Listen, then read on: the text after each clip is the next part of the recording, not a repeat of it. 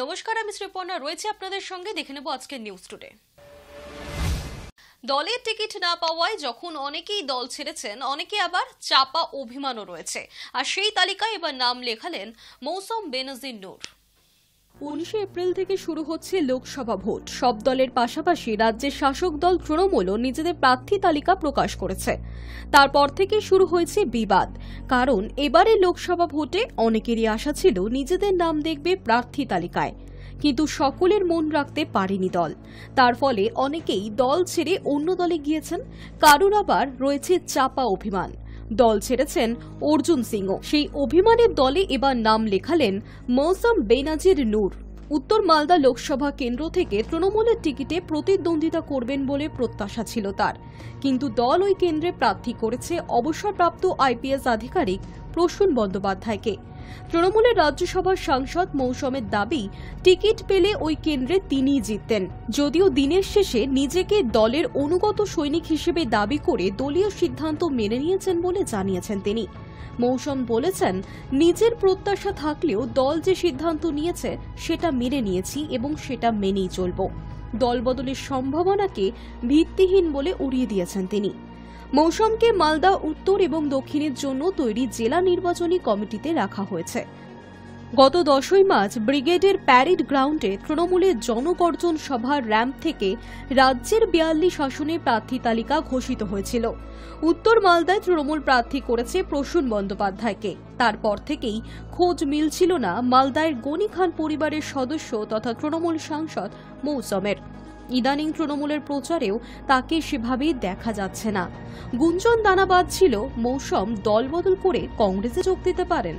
আত্মগোপন থেকে ফিরে মৌসম সাফ জানিয়ে দিয়েছেন, দল বদলের সম্ভাবনা ভিত্তিহীন। নিজের ব্যক্তিগত কাজে দুদিনের জন্য দিল্লি গিয়েছিলেন তিনি। তারপর অসুস্থতার কারণে কলকাতার বাড়িতেই বিশ্রামে ছিলেন। যদিও টিকিট না পেয়ে তার যে অভিমান হয়েছিল তা গোপন করেননি রাজ্যসভার সাংসদ। তিনি জানিয়েছেন, আমি উত্তর মালদার দুবারের সাংসদ ছিলাম, জেলা সভানেত্রীও ছিলাম। অবশ্যই আমার প্রত্যাশা ছিল। এর কারণ হলো গতবার আমি বিজেপির কাছে হেরে গিয়েছিলাম।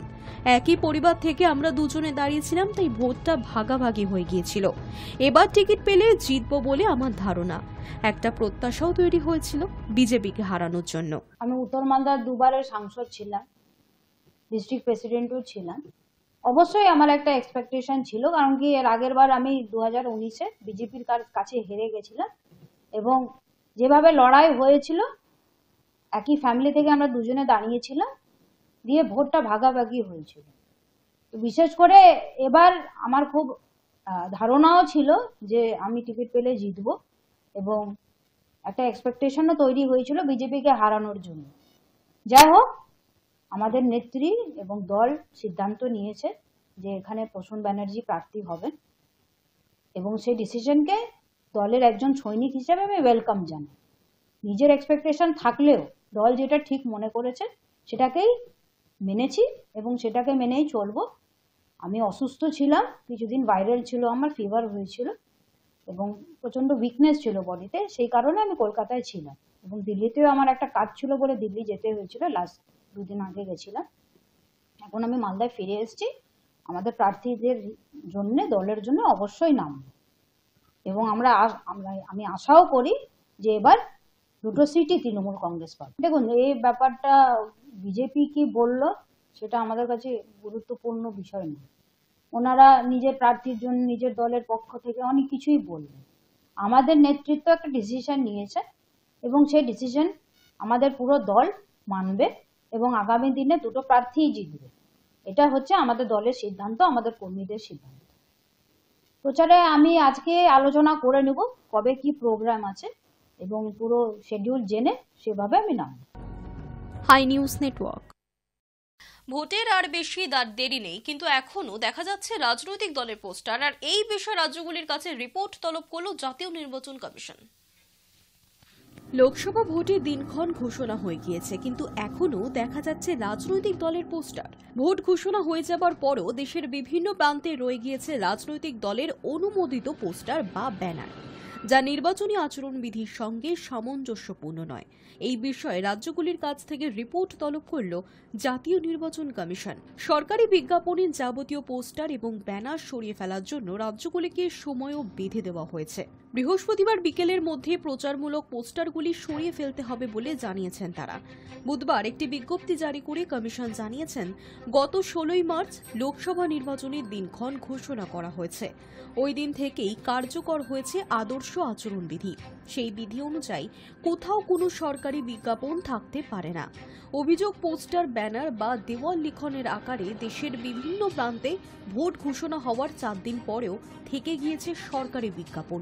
তা নিয়ে কমিশনের কাছে আদর্শ আচরণবিধি লঙ্ঘনের অভিযোগও জমা পড়ছে। বিজ্ঞপ্তিতে কমিশন জানিয়েছেন, দেশের বিভিন্ন প্রান্তের রেল স্টেশন, বাস স্ট্যান্ড, বিমানবন্দর, জাতীয় সড়ক থেকে অবিলম্বে এই ধরনের অনুমোদিত সমস্ত পোস্টার, ব্যানার বা দেওয়াল লিখন সরিয়ে ফেলতে হবে। এর জন্য আর অতিরিক্ত সময় দেওয়া হবে না। এই মর্মে রিপোর্টও চেয়েছে কমিশন। দেশের সব রাজ্যের মুখ্য সচিব এবং মুখ্য নির্বাচনী আধিকারিকদের কাছে এই নির্দেশ পাঠিয়েছে কমিশন। তাদের কাছ থেকে বৃহস্পতিবার সংশ্লিষ্ট রিপোর্ট তলব করা হয়েছে। আগামী 19 এপ্রিল থেকে দেশে নির্বাচন শুরু হচ্ছে, চলবে 1 জুন পর্যন্ত। Hi News Network. যে কোনো সময় গ্রেফতার হতে পারেন, আর এই আশঙ্কাতে কি বারংবার ইডির সমন এড়িয়ে যাচ্ছেন দিল্লির মুখ্যমন্ত্রী? আদালতে দিল্লির মুখ্যমন্ত্রীর আবেদন এই প্রশ্নই তুলে ধরল আরও একবার। দিল্লি হাইকোর্টে আবেদন করেছেন আপ সুপ্রিমো অরবিন্দ কেজরিওয়াল। তার আর্জি, আদালত যেন এনফোর্সমেন্ট ডিরেক্টরেটকে তার বিরুদ্ধে কোনো কড়া পদক্ষেপ করতে বারণ করে। কেজরিওয়ালের আরও আবেদন, তিনি যদি সমন মেনে হাজিরা দেন তবে ইডি যেন তাকে গ্রেফতার না করে। বৃহস্পতিবার আদালতে কেজরিওয়ালের পিটিশনের শুনানি রয়েছে। আর দিল্লির আবগারি নীতি দুর্নীতি মামলায় নাম জড়িয়েছে মুখ্যমন্ত্রী অরবিন্দ কেজরিওয়ালের। এই মামলায় ইতিমধ্যেই ইডি এবং সিবিআই এর হাতে গ্রেফতার হয়েছেন দিল্লির প্রাক্তন উপমুখ্যমন্ত্রী মনীষ সিসোদিয়া।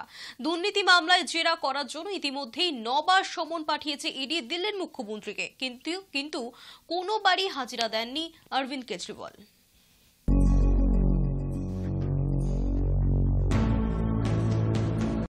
গার্ডেন রিচের পর দিল্লি ফের ভেঙে পড়ল একটি বহুতল। বাড়ির নিচে চাপা পড়ে মৃত্যু হয়েছে 2 জন শ্রমিকের। ঘটনার রেশ এখনো পর্যন্ত কাটেনি, সেখানে এখনো উদ্ধার কাজ জারি রয়েছে। এরই মধ্যে আবারও দুর্ঘটনা, ফের ভেঙে পড়ল একটি বহুতল বাড়ি। এবার রাজধানী দিল্লিতে ভেঙে পড়ল দোতলা বাড়ি। বাড়ির নিচে চাপা পড়ে মৃত্যু হয়েছে 2 জনের। তাদের মধ্যে হলেন বছর 30-এর আরশাদ এবং বছর 20-র তৌহিদ। পেশায় এরা শ্রমিক। এদের ভেঙে পড়া বাড়ির নিচ থেকে উদ্ধার করে জিটিবি হাসপাতালে নিয়ে যাওয়া হলে চিকিৎসকেরা মৃত বলে ঘোষণা করেন। আরেক যুবকের অবস্থাও সংকটজনক। গুরুতর আহত আরও কয়েকজন। মৃতের সংখ্যা বাড়ার সম্ভাবনাও রয়েছে। দুর্ঘটনাটি ঘটেছে দিল্লির কবির নগরের ওয়েলকাম এলাকায়। পুলিশ সূত্রে জানা গিয়েছে, মধ্যরাতে হঠাৎই হুড়মুড়িয়ে ভেঙে পড়ে একটি পুরনো বাড়ির একাংশ। বাড়ির নিচে চাপা পড়ে যান বেশ কয়েকজন। দুর্ঘটনার সঙ্গে সঙ্গেই খবর দেওয়া হয় পুলিশ প্রশাসনে। শুরু হয় উদ্ধার কাজ। আহতদের উদ্ধার করে হাসপাতালে নিয়ে যাওয়া হয়। জানা গিয়েছে, দোতলা বাড়িটির নিচের তলে জিন্স তৈরির কারখানা ছিল। শ্রমিকরা ওই কারখানাতেই কাজ করতেন। উপরের তলাটি ফাঁকা ছিল। রাতে কাজ সেরে কারখানাতেই ঘুমোচ্ছিলেন শ্রমিকেরা। আর সেই সময় আচমকাই ভেঙে পড়ে বাড়িটি। ধ্বংসস্তূপের নিচে চাপা পড়ে যান তারা। सर मैं घर पे लेट हुआ था। अभी रमज़ान चलने तो ज़्यादातर शहरी के बाद ही सोना होता है, नमाज पढ़ने के बाद। तो मुझे पता लगा कि यहाँ पर मतलब मकान गिर गया है, उसमें मलबे में दब गए हैं लोग बाग। तो हमारे जो लोकल एरिया के हम लड़के थे, 14-15 लड़के थे, वो लगे हुए थे। 14 लड़के लगे हुए थे। उसमें पता चला कि मतलब 3 बंदे दबे हुए हैं। 4 बंदे थे टोटल, एक बंदा पहले ही बाहर चला गया था। तो उसमें टोटल 3 बंदे दबे हुए थे। तो जब हमने मतलब एक बंदे को निकाल लिया था जो इंजर्ड था, सिर पे चोट लगी हुई थी, तो फिर उससे पूछा, उसने बताया कि 2 बंदे और दबे हुए हैं, एक कोने में, एक साइड में। तो फिर जब उसने बताया तो 2 बंदों को हमने फिर निकाला, और हमने निकाल कर फिर हॉस्पिटल पहुंचा दिया। उसमें से 2 बंदों की डेथ हो गई। लेकिन ये तो अल्लाह की तरफ से, देखो जितनी जिंदगी लिखी हुई है वो अल्लाह उतनी देगा। लेकिन अगर ये है कि अल्लाह ताला ने एक बंदे की तो जान बचाई हमारी कोशिशों से, बस ये था। तो हमारे बहुत सारे भाई थे यहाँ पे, जो लोकल एरिया के नौजवान लड़के थे हमारे साथ के, तो वो बेचारे सब अंदर थे। ये रात का लगभग 2-2:15 का मामला है, 1:30-2:30 के बीच का। हाँ मतलब पता, हाँ नहीं मतलब डिमोलिशन का वर्क चल रहा था। देखो नॉर्मल चलता है, या किसी के हाथ में नहीं है, तो अल्लाह की तरफ से है। कभी भी गिर सकती है कुछ चीज़ें, ब्रिज गिर जाते हैं, फ्लाईओवर गिर जाते हैं, तो रोल नहीं होता ना। ये लेबर तबके थे शायद वर्क करते थे बेचारे यहाँ पर, ये तो मुझे आइडिया नहीं है, क्योंकि बस आइडिया इतना था कि जब बंदों को हमने निकाला उसमें से निकल गए बंदे, 2 बंदे, जब 3 बंदों को हॉस्पिटल चले गए बेचारे, वहाँ से वो उनकी सीरियस हालत थी, 2 बंदों की डेथ हो गई, एक बंदा थोड़ी कंडीशन थोड़ी ऐसी है उसकी, बाकी वो सही है। দিল্লি পুলিশের উত্তর পূর্ব শাখার ডিসিপি জয় টিরকে জানিয়েছেন, রাত 2:16 নাগাদ কবিরনগরের একটি দ্বিতল বাড়ি ভেঙে পড়ার খবর আসে। সঙ্গে সঙ্গে শুরু হয় উদ্ধার কাজ। কিভাবে ওই বাড়ি ভেঙে পড়ল তা খতিয়ে দেখা হচ্ছে। তদন্তের পর যথাযথ আইনি পদক্ষেপ করা হবে বাড়ির মালিকের বিরুদ্ধে। ইতিমধ্যেই বাড়ির মালিককে চিহ্নিতও করা হয়েছে। Hi News Network. পুরনো রীতিকে সামনে এনে সাম্যবাদের বার্তা দিল বীরভূমের শিউরির পরিবার। পৈতে হয় সাধারণত ছেলেদের, এবার বাড়ির মেয়ের পৈতে দিলেন পরিবার।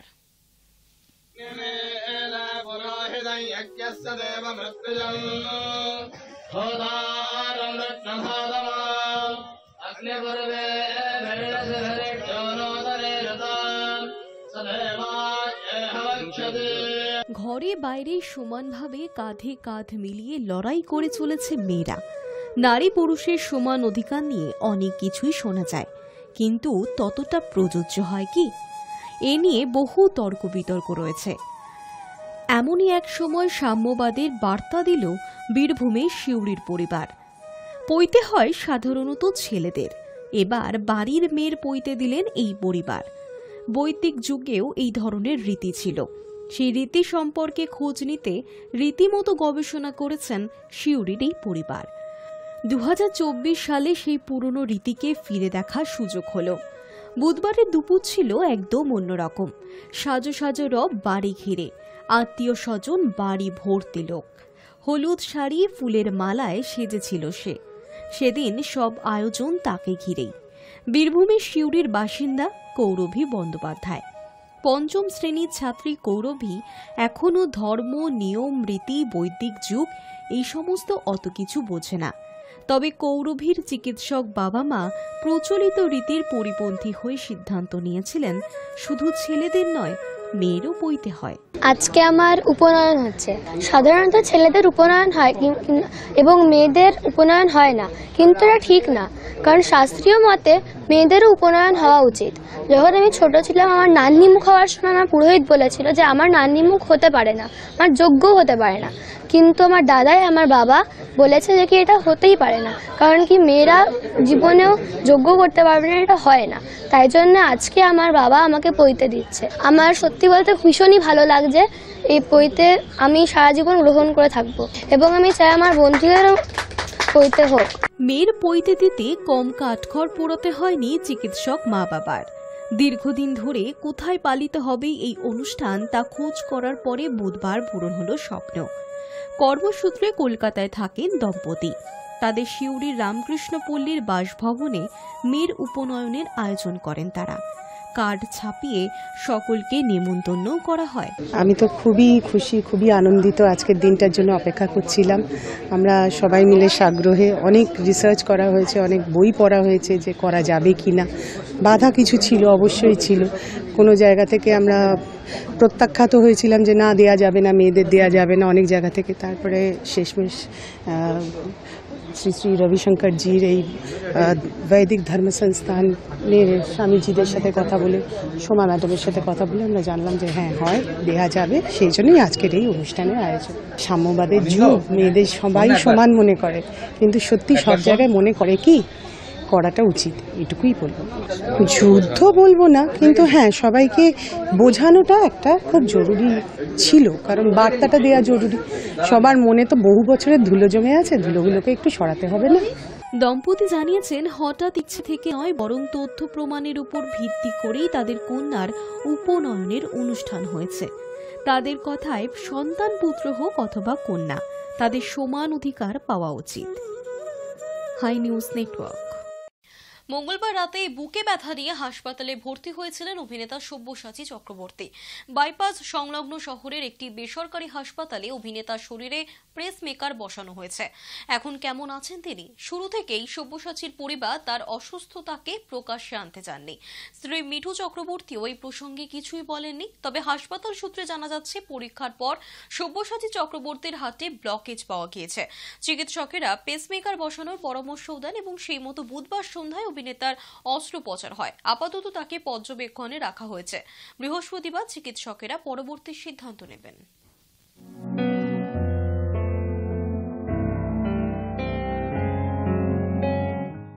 নিউজ টুডে এখনকার মতো এই পর্যন্তই। দেখতে থাকুন হাই নিউজ নির্ভীক নিরপেক্ষ।